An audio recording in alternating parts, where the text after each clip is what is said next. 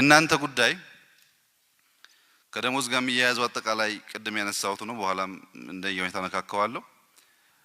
በቃለ መሐላ ስትገቡ ሁለት ኪ ነገር ቃል ትገባላችሁ። አንደኛው በቅንነት ህዝብን ማገልገል፣ ሁለተኛው የሕክምና ስርዓቱን በእውቀት ማዘመን ማሻሻል። ሁለቱ ኃላፊነት ከብዙ ንግግሮች ውስጥ ስትመረቁ ቃል የምትገቡት ነው። እናንተን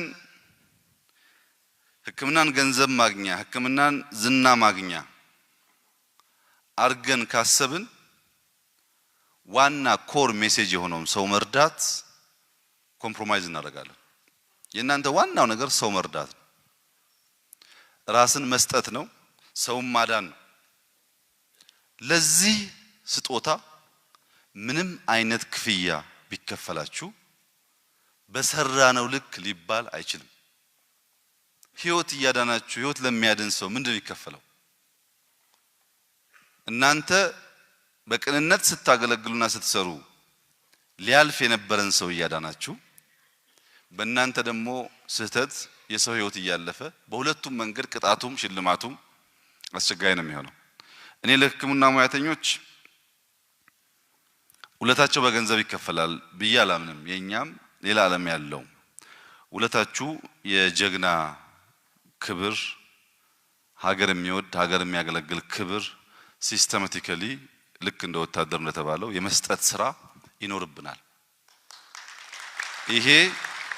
ይሄን በማድረግ ምናልባት ድካማችሁን ሰምሃው እናካክስ ይሆናል እንጂ ደሞዛችሁን 9 ሸራችሁትም 29ም ቢሆን 49ም ቢሆን በትክክል ሙያችሁን ጠብቃችሁ ከሰራችሁ የሚመልስ አይመስለኝም። ትናንት ማታ አባቴ መተው ነበርና ከገጠር ከናንተ ጋር ስብሰባ እንዳለኝ ነገርኳቸውና መርቅልኝ አሉ። የመጡት እግራቸው ታሞ ጅማ ጣታቸውን ቆረጧትና ወደዚህ ብለድ ሰርኩሌሽን መድረስ ስላልቻለ እግራቸው አበጠ፣ መሄድ አልቻሉም። በጣም ያማቸው ነበር። መተው ከትናንትና ወዲያ ሕክምና አገኙ። እዚህ መድኃኒት ተሰጣቸው እና ቀኑ ሙሉ ፎይ ብሎ ስለዋሉ ከእግዚአብሔር በታች እኮ እነዚህ ሙያተኞች ፈዋሽ ናቸው፣ ስሰቃይ ነበርና መርቅልን አሉ። አሁን ይሄ ትናንትና ጀስት ቤቴ ሀፕን ያደረገ ነገር እናንተ የረገሟችሁን የደበደቧችሁን የሰደቧችሁን ብቻ ሳይሆን ለእናንተ አክሰስ የሌላቸው ሽማግሌዎች፣ አሮጊቶች ልክ እንደ ልጅ ስለናንተ የሚጸልዩ የሚያመሰግኑ እንዳሉም ባላንስ አድርጎ ማሰብ ጥሩ ነው። የሚሳደበውን ብቻ ሳይሆን የሚመርቀውንም የሚያመሰግነውንም ማየት ጥሩ ነው። መጨረሻ ላይ ያለው ወንድም ኮምፓሽን ፋቲግ አደገኛ ነገር ነው። ወደ በርናውት ስለሚሸጋገር ካልተከላከል ነው ራሱን በከፍተኛ ደረጃ የሚያወግዝ የሚጸየፍ እና ስራውንም ሙያውንም ዝቅ አድርጎ የሚያይ ሰው መትረፍ ይቸገራል። ሕክምና ከመድኃኒቱ ካላችሁት ከቢሮ ምናምን ማማሩም በላይ የመጀመሪያው ነገር የእናንተ ሳቅ ነው፣ የእናንተ ሰርቪስ ስማይል ነው። ሌላው ሲታከልበት ደጋፊ ይሆናል። እናንተ ኮምፓሽን ፋቲግ ውስጥ ገብታችሁ በርናውት እያደረጋችሁ አልተከፈለም አልተደረገም እያላችሁ ሌላው ሰው የሚተርፍ ነገር ለማድረግ ያስቸግራል። ይሄንን ኮንሺየስሊ ሙያችሁም ስለሆነ ማየት ይኖርባችኋል።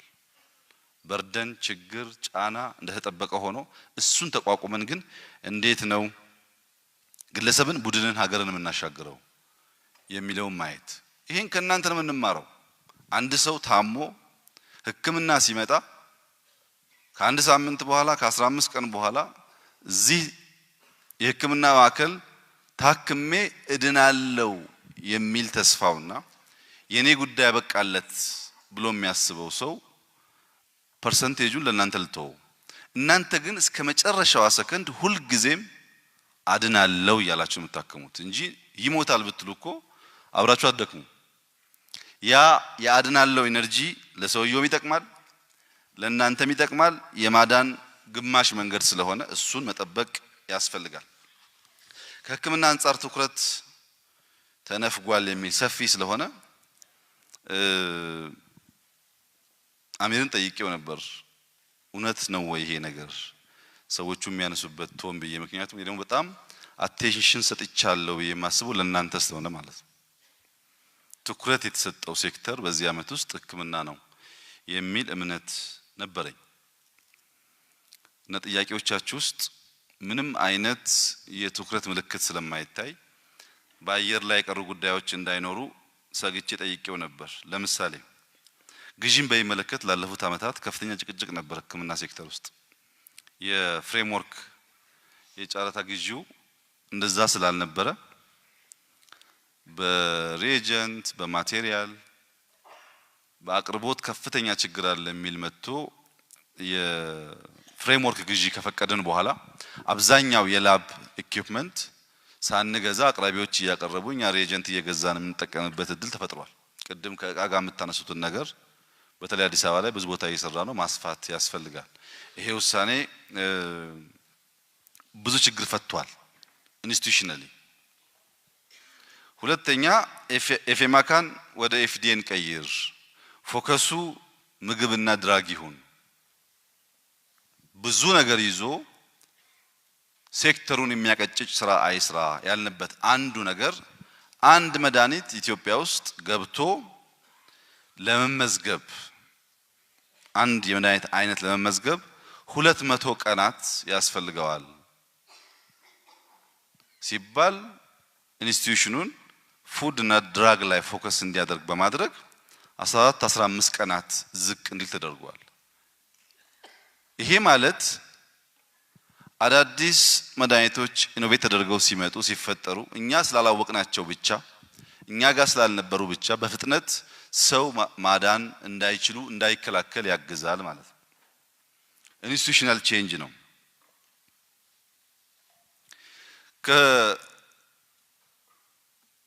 ከዘመናዊና ሻል ያሉ ህክምናዎች ጋር ተያይዞ እውነት ለመናገር ከውጭ ሰዎች ጋር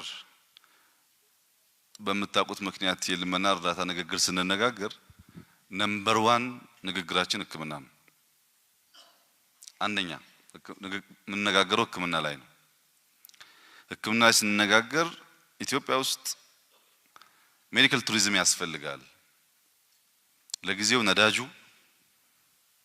ወርቁ በእጃችን ያለው ሀብት ሜዲካል ቱሪዝም ነው በራሱ አንድ በሌላ መንገድ ደግሞ ቱሪስትን ኢንቫይት እናደርግ ሁሉም ነገር ጥሩ ነው ግን ህክምና የላችሁም እና ሲኒየር ሰዎች ቢመጡ ድንገተኛ ህመም ቢያጋጥማቸው ወስደም እናሳክምበት ቦታ እንቸገራለን የሚል ጥያቄም ስላለ ይሄንን ችግር ለመፍታት አዲስ አበባ አስተዳደር ቅድም ያነሱትን እሳቸው ጫረታ ምናምን እያለ ጊዜ እንዳያጠፋ 6 ቦታዎች እንዲያዘጋጅ ተደርጎ ከ6ቱ 3ቱ በመካከለኛው ምስራቅ ያሉ ሆስፒታል ላይ የሚታወቁ ሀገራት በመንግስታት ደረጃ ጥያቄ አቅርበን 3ቱ ቦታቸውን ወስደው ስራ ጀምረዋል የኛ ኤክስፔክቴሽን 3ቱ በሙሉ አቅማቸው ስራ ሲሰሩ ብዙ ሰራተኛ ይይዛሉ ብቻ ሳይሆን ቅድም እንዳላችሁት ውጭ ሀገር ሄዶ መታከም ይቀራል ብዙ ሰው እናመጣለን ማምጣት ምን ፈልግበት ምክንያት በኋላም ከዚህ ውይይት በኋላ የምታዩት እንጨምሮ ኢትዮጵያ ውስጥ ትልቁ ፖቴንሻል በቀላሉ ሰው አምጥቶ የሚታይ ታሪክ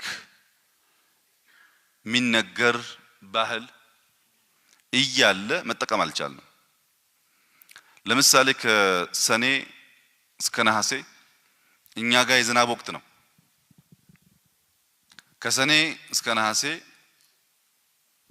ዘሆል መካከለኛው ምስራቅ መተንፈስ አይቻልም ከፍተኛ ሙቀት አለ እነሱ አውሮፓ ነው የሚሄዱት ብዙዎቹ ከዛ ውስጥ 1% 2% ቢመጣ እዚህ በእርግጠኝነት ቅርበት አለን ለበረራ ቅርበት አለን ለባህል ሳንቸገር ታሪክም አይተው ጥሩ ሲዝን አሳልፈው መሄድ ይችላሉ በጣም ባነሰ ዋጋ ማለት ነው ግን እኛ ዝናቡን እንደ ሀብት ስላልወሰድ ነው ሰውም እንዳላችሁት ተምሮም ብዙ ሰው ሰርቪስ ላይ ስላልተሰማራና ስላልተገናኘ ኢንዱስትሪው ሰው አይመጣም።